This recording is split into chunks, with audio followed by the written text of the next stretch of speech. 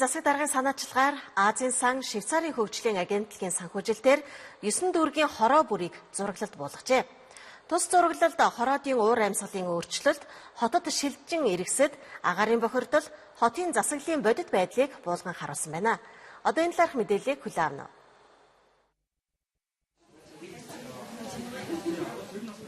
Уг зураглалыг нийслэлийн 9 дүүргийн бүх хороодыг хамран хийжээ. Уг зураглалаас иргэд хороондоо хийгдсэн ажил, төвлөрсөн хөрөнгө, гүйцэтгэгч байгууллага зэрэгтэй танилцах боломжтой. Өөрөөр хэлбэл орон нутгийн санхүүжилтээр хийгдсэн ажлын тайлантай танилцаж, хорооныхаа аж байдалтай танилцах боломжтой гинэ. Бодлого боловсруулагчид хороо бүрт тулгамдж байгаа асуудлыг зураглалаас харж шийдвэр гаргах боломжтой гинэ. Хийж байгаа ажил маань ил тод байх ёстой. Тэгэхээр зэрэг энэ төслөөр дамжуулаад иргэдэд бид нэр орон нутгийн хөгжлийн сангийн хөрөнгөөр хийгдсэн ажлуудаа зурган дээр буулгаад үзүүлж байна. Хоёрдугаарт нь агаарын бохирдол ямар хэмжээтэй байна вэ гэдгийг зурган дээр буугаад үзүүлж. Гуравдугаарт нь танай хороон дээр амжиргааны түвшин ямар байна вэ?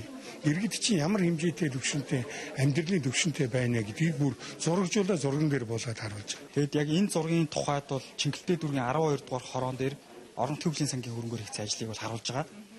За газар зүүн байршлын хувьд аль онд ямар ажил хийгдсэн бэ гэдгийг зураг нь харуулад тэгээд ямар ажлыг хэн гэдэг гүйцэтгэгч хэдэн зүгээр хийсэн бэ гэдэг мэдээллийг хүмүүст нээлттэй хүргэж байгаа. Тэгэхээр иргэдийг оролцуулах ёстой гэж аягүй ярьдэн штэ. Тэгвэл оролцохын тулд хүмүүст бодиттой мэдээлэл өгөх хэрэгтэй.